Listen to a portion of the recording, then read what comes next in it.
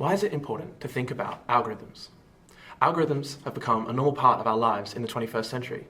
With the dominating presence of social media, search engines, and AI, there is a growing portion of our lives that is directly dictated or influenced by algorithms.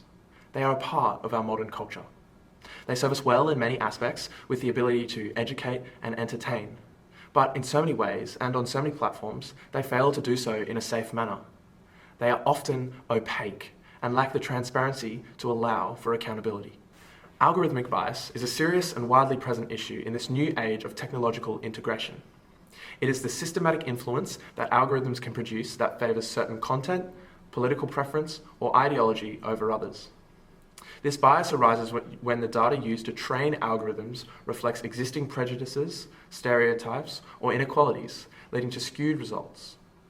As Sophie Bishop says in her paper on algorithms, our lives are increasingly lived as conduit on the workings of proprietary, automated technologies that decide for us and about us.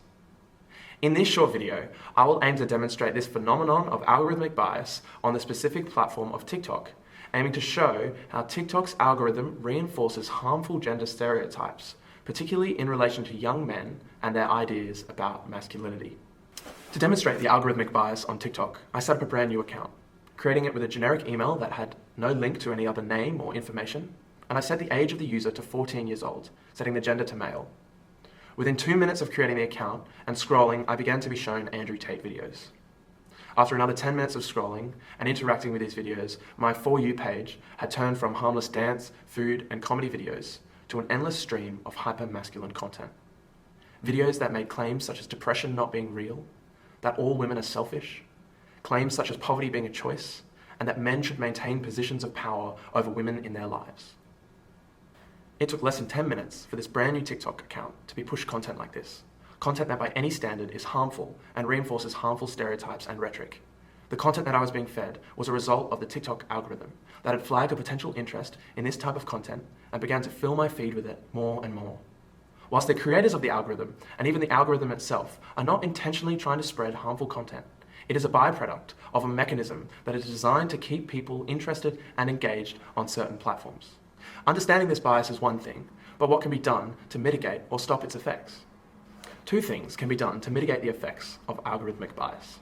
Firstly, educating yourself and those around you on the principle of algorithmic bias is important. Understanding how these algorithms function and how they affect you will help you recognize when you are being faced with bias and to mitigate its effects. This helps you avoid echo chambers and oversaturation when you engage with online platforms. The second thing that can be done to mitigate the effects of algorithmic bias is understanding how your own bias can trigger these algorithms.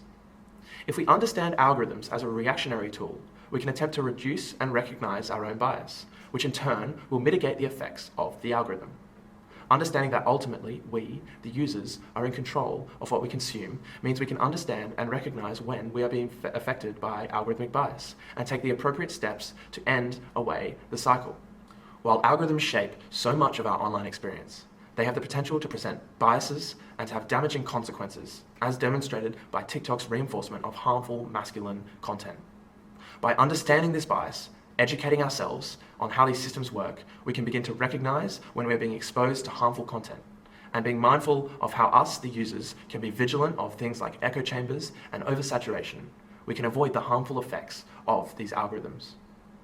Ultimately, it is up to us to be critical users of these platforms, being aware of the potential dangers and taking steps to mitigate their effects on our digital lives.